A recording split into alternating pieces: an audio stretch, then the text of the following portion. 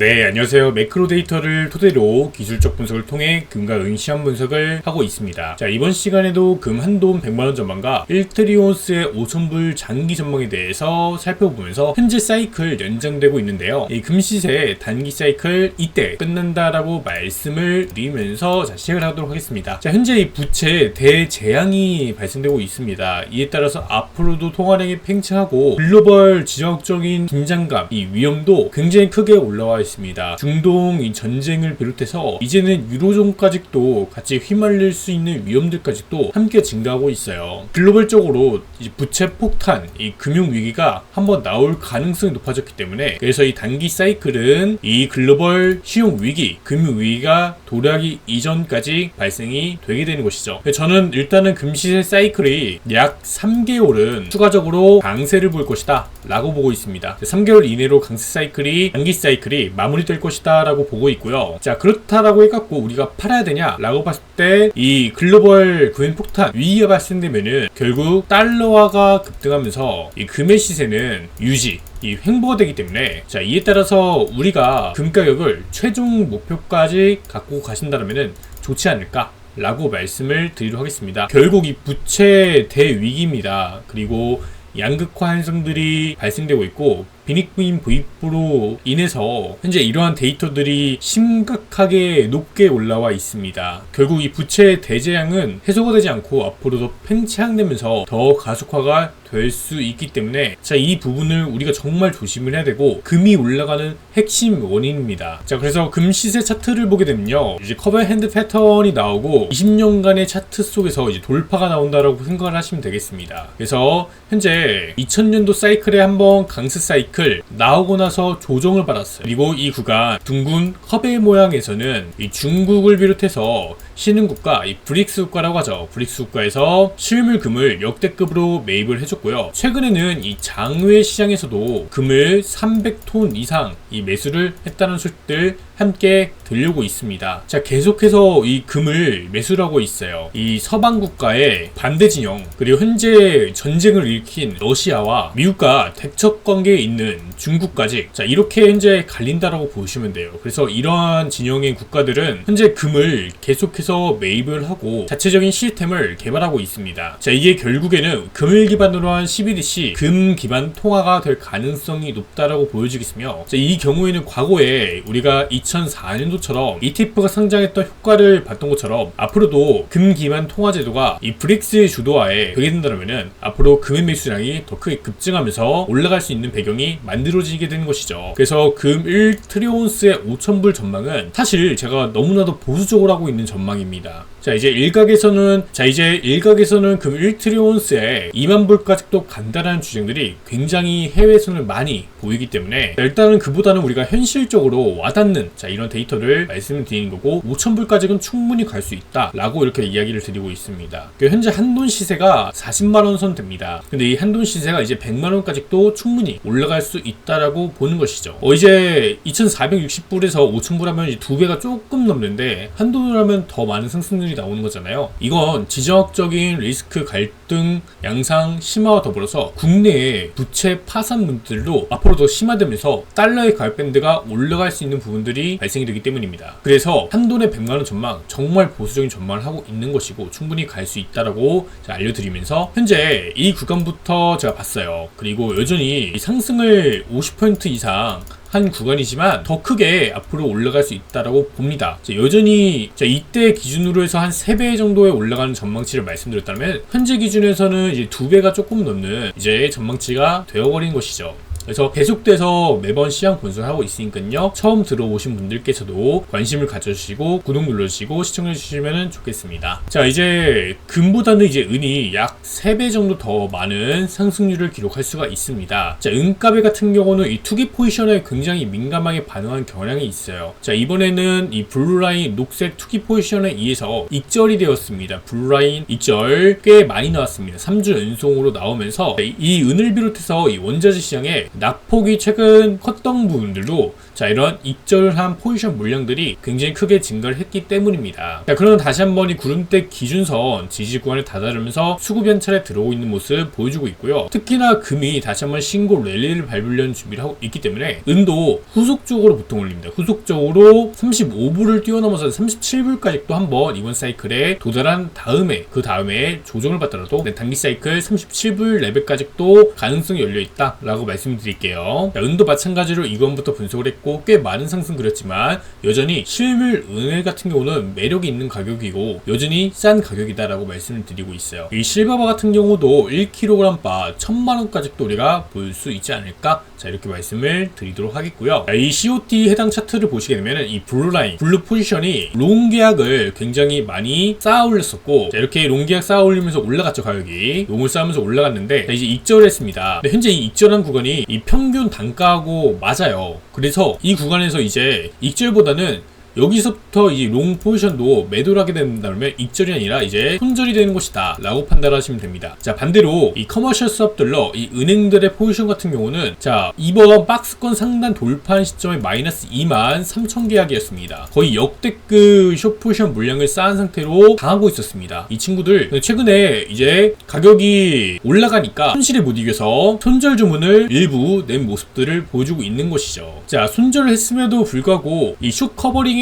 들어갔지만 숏 스퀴즈까지는 아직은 나지 않고 있다. 그러나 이번 사이클에서 한 번 더 강세로 전환되게 되면은 이제 숏 스퀴즈가 발생되고 그와 동시에 이 블루라인 롱 투기 포지션도 이제 익절을 서서히 준비를 하지 않을까라는 생각이 듭니다. 그래서 이번 사이클 한 파동 더 남았다라고 보고 있고요. 은 같은 경우도 정말 좋기 때문에 관심 있으신 분들은 공부해보시는 거 정말 좋습니다. 자, 그래서 오늘의 주요 주제입니다. 이 로이터 통신에 따르면 안전자산 금과 은 중동 우려로 인해서 월간 상승세를 하고 있습니다. 이란에서 하마스 지도자가 살해된 이후 수요일에 금가격이 강세를 보였으며 연준의 다가올 정책 결정에 관심이 쏠리게 되었다라는 소식이 들려오죠. 일단 연준 정책 결정 같은 경우는 제가 31일 오후 8시 30분에 촬영하고 있는데 돌아오는 이제 새벽에 발표가 되어 있습니다. 네, 7월 금리 동결 확률이 약 90%가 넘어가기 때문에 자, 이에 따라서 당장 금리 인하가 될 것 같지는 않아 보이고요. 그러나 보시는 것 같이 인플레이션의 둔화폭이 서서히 안정적으로 되고 있기 때문에 시장은 9월의 금리 인하 100%를 확신하고 있습니다. 자, 이번에 여러 저명 인사들이 7월 인하에 대한 주장을 펼쳤는데요. 자, 여기는 앨런 블라인더, 골드만삭스 수석 경제학자 얀 하치우스, 그리고 전 연방준비제도 총재 윌리엄 더들리가 포함되어 있습니다. 근데 7월에 인하하는 거는 생각보다 어려울 것으로 보여지고 9월 금리 인하가 중요한데요. 우선은 현재 이 9월에 대해서 이 파월 의장이 받게 될 질문 중에 노동시장 냉각에 대한 우려 수준과 대응을 요구하는 예상치 못한 질문들이 있을 수 있다고 합니다. 여기에 따라서 파월 의장은 사실상 경기 침체를 하고 있다는 걸 알고 그에 따라서 9월 금리 인하를 실시를 할 것이지만 시장은 이 여부에 따라서 각기 시장이 흔들릴 가능성이 높다고 봅니다. 근데 경기 침체로 나오게 된다면은 이 금과 은에는 더욱더 호재로 작동할 수 있는 부분들 있겠습니다. 그러나 우리가 생각해봐야 게 한 게 있어요. 경기 침체에서 이제 경제 위기로 넘어가는 국면에서 금과 은 시장도 단기적으로는 하방으로 출렁일 수 있으며 달러의 급등으로 인해서 환율이 상승할 수 있어요. 이런 부분에서 결국 국내 시세는 버텨주거나 또는 은 같은 경우는 소폭 약세를 보이겠지만 이후의 장세에서 더 급격한 강세가 나올 수 있음을 말씀을 드리도록 하겠습니다. 그래서 굉장히 완화적인 정책으로 가는 게 침체로 현재 하고 있는 과정인데 이 파월 의장이 어떻게 이야기를 하냐, 자, 이 부분에 따라서 다른 자산시장들도 크게 영향을 받을 수 있습니다. 자, 이어서 살펴보면요. 현재 금리 인하 전망치가 높아짐에 따라서 달러 지수가 살짝 내려갔다. 달러 인덱스가 내려갔는데 자, 근데 이뿐만 아니라 일본이 이번에 기준금리를 0.25%까지 상승을 시켰습니다. 자, 이런 부분에 따라서 미국과의 금리 차이가 소폭 이제 좁혀졌다. 그리고 미국이 금리를 하게 되면은 더 좁혀질 전망에 따라서 달러 지수 하방 압력이 소폭 발생된 것을 보실 수 있겠습니다. 그래서 시장은 9월 금리를 확실하게 보고 있고 이 9월 금리 인하에 대한 기대감으로 인해서 금과 은이 마지막 강세 사이클이 발생되는데 긍정적으로 발생할 수 있다는 것이죠. 자, 또 이제 이란의 하마스 정치 지도자 중 한 명인 이스마일 하니예를 암살한 것으로 보이는 사건으로 인해서 지정학적인 긴장감 고조가 되고 있다라는 이야기들, 결국 이거에 따라서 전통적으로 알려진 이 금의 가격의 상승으로 영향을 잡히고 있더라 라는 부분을 이해하시면 되겠죠. 자, 이제 은과 관련해서 추가적으로 나온 거에 따르면요, 중국 경제에 대한 최근 우려로 인해 은에 대한 산업적 수요에 대한 의심이 커졌고, 이로 인해서 기초 금속 시장이 약세를 보였다더라. 자, 이렇게 얘기가 나오고 있는데요, 사실 이 부분보다는 투기 포지션이 익절을 한 부분들, 자, 이것 따라서 우려로 인해서 익절을 했겠죠. 그런 부분들이 있겠고, 차익 실현을 한번 했다더라 라는 부분이 조금 더 큽니다.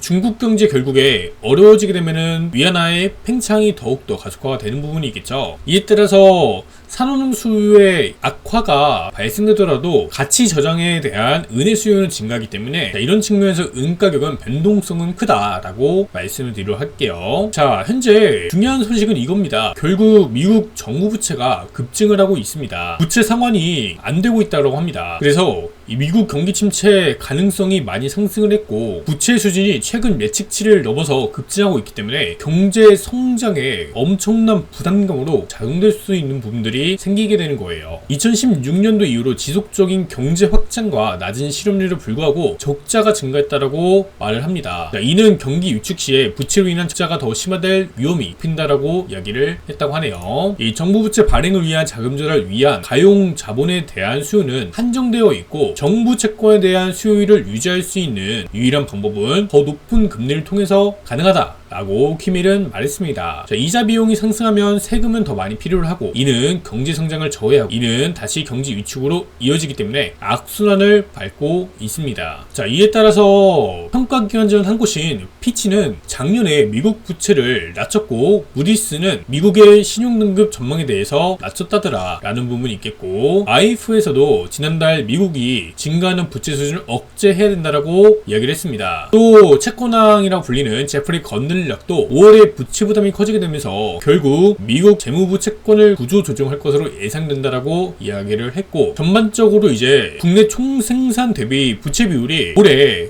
99% 수준에서 2034년도까지 122% 이상으로 상승할 것으로 이렇게 추산된다 라는 이야기가 나옵니다.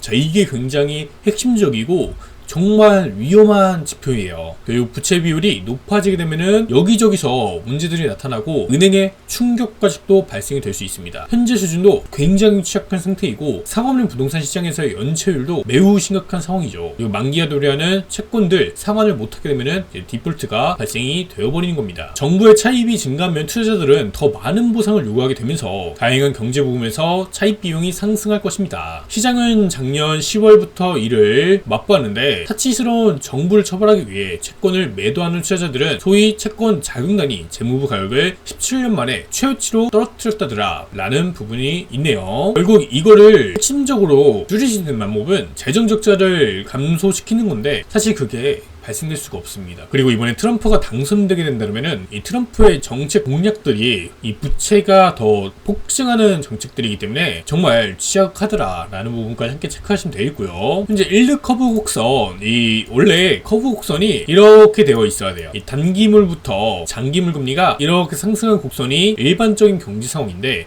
현재 커브 곡선이 계속 이렇게 역전이 되어 있던 상태였어요. 그러나 최근에 이제 금리는 전망이 높게 올라옴에 따라서 이 2년물 금리보다 20년물 금리가 다시 조금 높은 수준을 기록하고 있는 것이죠. 이 장단기 금리 역전 현상이 해소가 되고 있는 겁니다. 그리고 이제 20년물로 봤지만 보통 이 10년물로 많이 보더라고요. 2년물보다 10년물이 다시 더 올라오게 되고 2년물이 내려가고, 자, 이렇게 되면은 결국 이 시점을 기점으로 해갖고 경기 침체가 발생됐더라. 현재는 금리를 하는 게 경제가 굉장히 어려워지고 공황 상태에 빠질 수 있기 때문에 이런 부분에서 금리 인하를 하게 되는 것입니다. 그래서 이런 환경에서는 실물금과 실물은을 정말 잘 준비를 하셔야 되며, 이후에 위기까지 생각을 하시고 달러까지 함께 현금 자산을 보유하신다면 최선의 대비를 했다고 볼 수 있겠습니다. 금과 은 브랜드는 아시아골드다라는 말씀을 항상 드리고 있고요. 이거는 이제 제작비 협찬을 받아서 홍보를 하고 있습니다. 근데 제가 이제 먼저 이 실버바를 산 상태에서 정말 품질로 좋고 우수하기 때문에 이 광고를 받아서 하고 있고요. 정말 좋습니다. 이 진공 실버바 정말 좋은 제품이기 때문에 관심 있으신 분들은 이 실버바 한 번씩 봐주시면 감사하겠습니다. 오늘 이렇게 살펴봤고요.